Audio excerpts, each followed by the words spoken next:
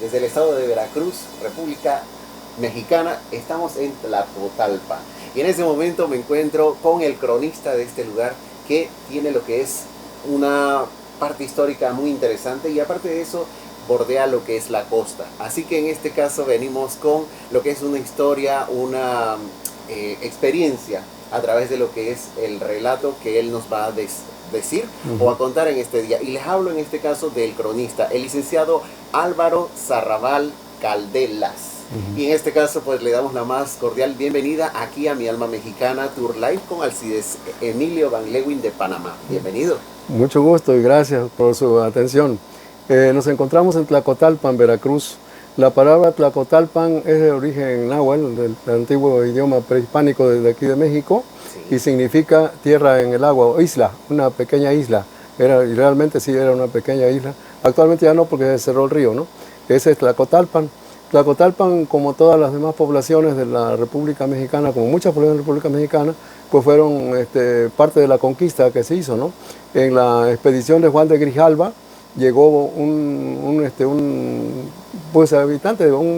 compañero de Juan de Grijalva que se llamaba Pedro de Alvarado, que se desplazó por las costas del río, del mar, del Golfo de México.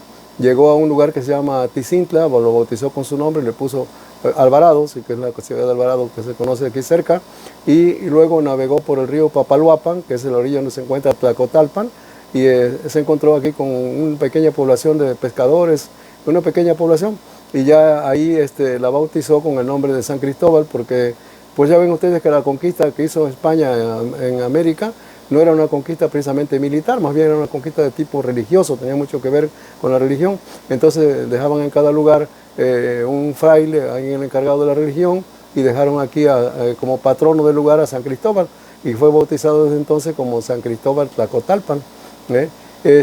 Posteriormente, a través del tiempo, esa población pequeña que era Tlacotalpan fue creciendo debido a su contacto con Alvarado, que era el puerto. Se trasladaron aquí personas y llegó a convertirse Tlacotalpan en un centro comercial importante de la región y además en un puerto, también puerto pues digamos internacional, porque venían embarcaciones de Europa con mercancías aquí a Tlacotalpan, y se convirtió en el centro comercial de toda la región, porque abastecía a todas las poblaciones de Tlacotalpan hasta un lugar que se llama Tustepec, pero era un comercio fluvial, o sea, el transporte de las mercancías se realizaba por el río y el centro comercial era Tlacotalpan. Prosperó en el aspecto tanto cultural, en el aspecto cultural, porque se sentaron en Tlacotalpan varios españoles peninsulares, sí, españoles no criollos, sino peninsulares, o sea, originarios de España, vivieron aquí en Tlacotalpan, y debido al ingreso económico, a la fuerza económica que llegó a adquirir, se construyó la ciudad con las características que conserva actualmente. Tuvo grandes reconocimientos Tlacotalpan. Se llamó primero Tlacotalpan con San Cristóbal Tlacotalpan. Se llamó también, otro reconocimiento que tuvo fue ciudad típica más adelante, ¿no? Ya como una característica de ciudad distinguida. También fue considerado, le decían, la perla del Papaloapan. Llegó también a tener el nombre de Atenas de Sotavento por la cuestión cultural que manejaba Tlacotalpan.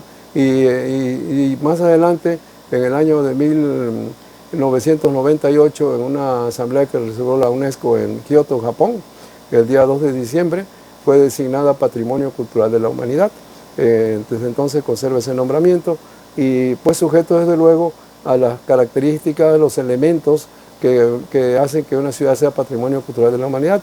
Tiene ciertas restricciones en lo que se refiere a la propiedad urbana de la ciudad para conservar sus características arquitectónicas que dieron lugar a considerar a los edificios de Tlacotalpan como monumentos históricos. Tienen esa categoría las casas de Tlacotalpan, por decir así, características de monumentos históricos, que es lo que tenemos hasta la actualidad.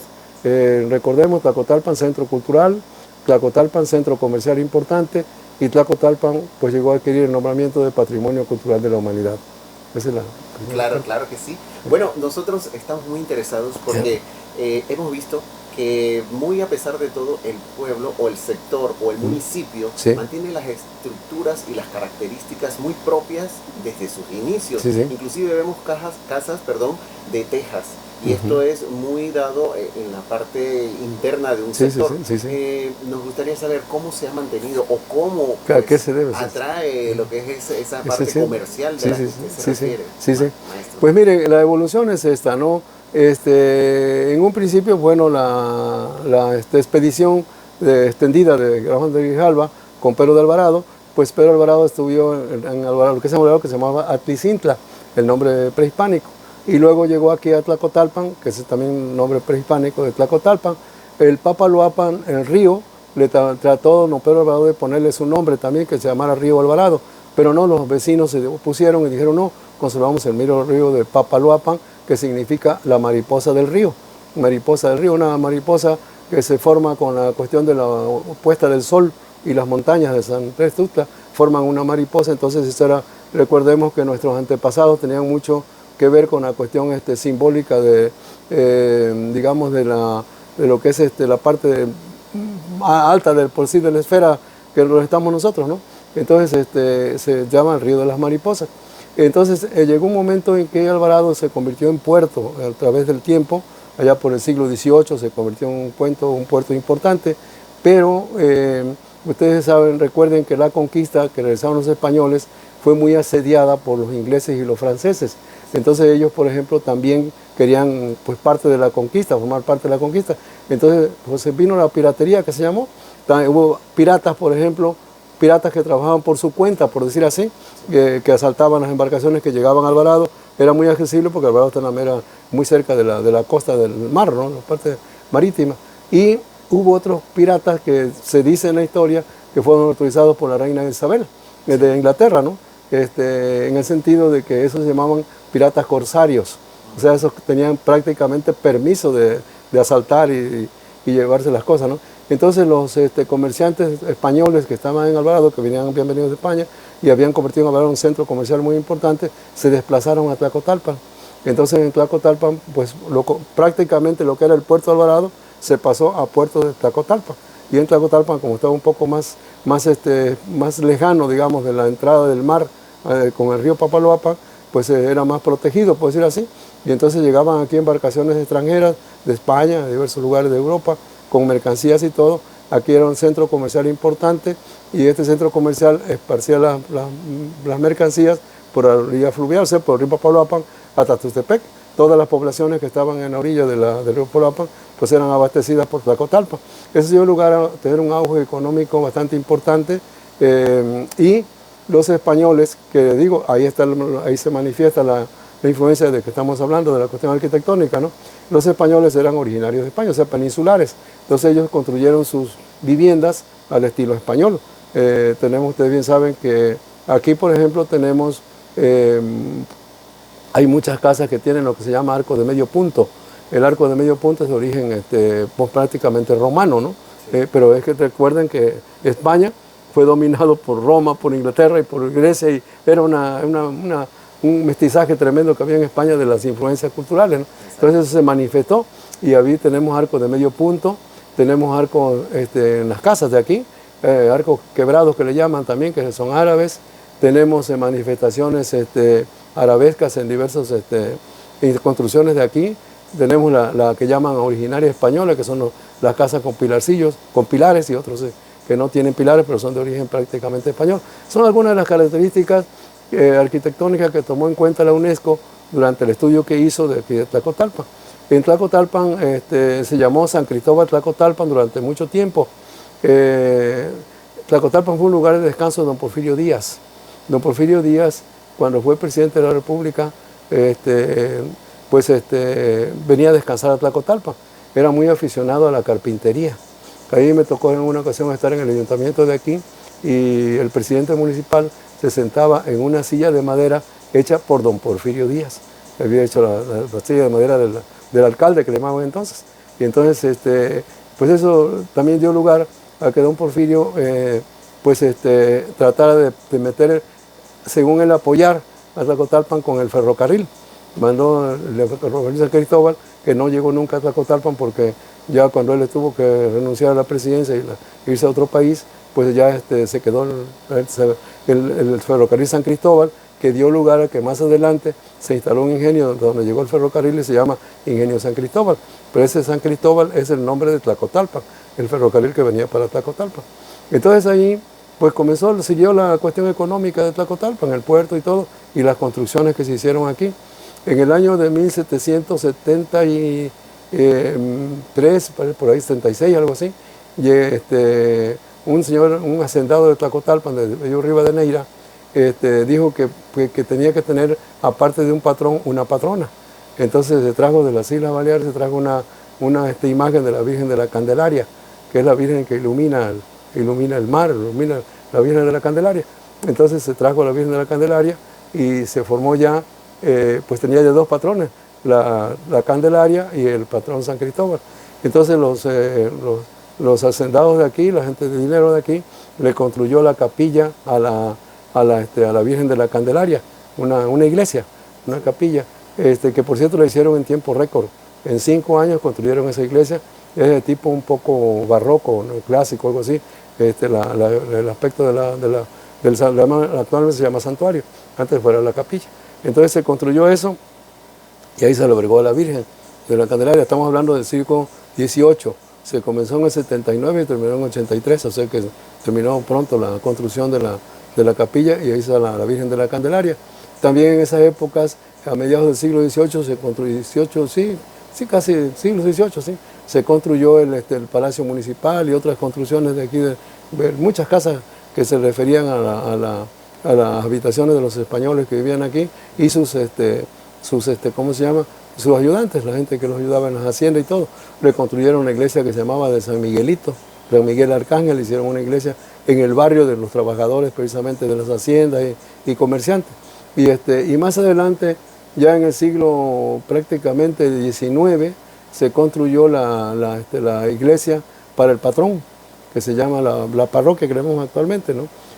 Como ustedes ven, la parroquia tiene en el frontispicio, tiene algo de origen griego, greco-romano, tiene pilares romanos y ustedes ven bien el frontispicio de la parroquia, se encuentran que tiene ese triángulo que se usa mucho en México en diversas partes, pues es un símbolo de la influencia de la cultura griega. Ese triángulo es el frontispicio del Partenón de Grecia, es el aspecto que tiene la iglesia es una de las pocas ciudades también de la República Mexicana que tienen 2 iglesias en el primer cuadrángulo.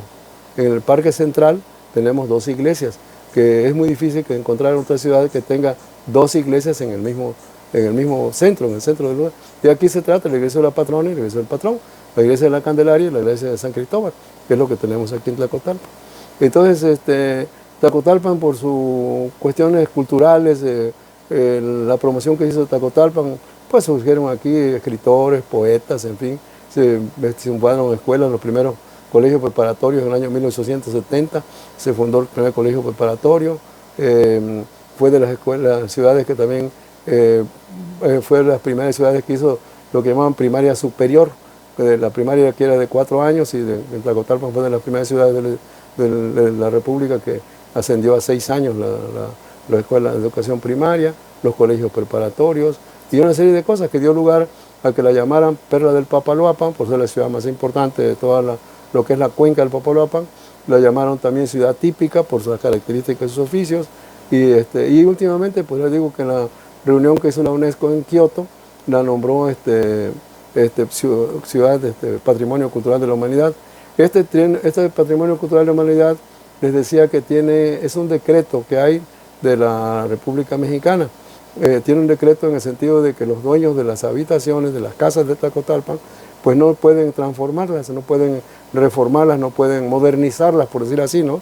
Y a veces hay discusiones muy graves. Yo les he dicho a algunas personas, cuando me preguntan, oye, que fíjate que es un atropello del gobierno que no dejen que yo me saqué la lotería y mi casa, que es de teja, yo la quiero construir 4 o 5 pisos y moderna, ¿no? Digo, no se puede, porque hay un decreto en el cual el artículo 27 constitucional es muy claro en ese aspecto, que las propiedades de la República Mexicana son originalmente de la nación.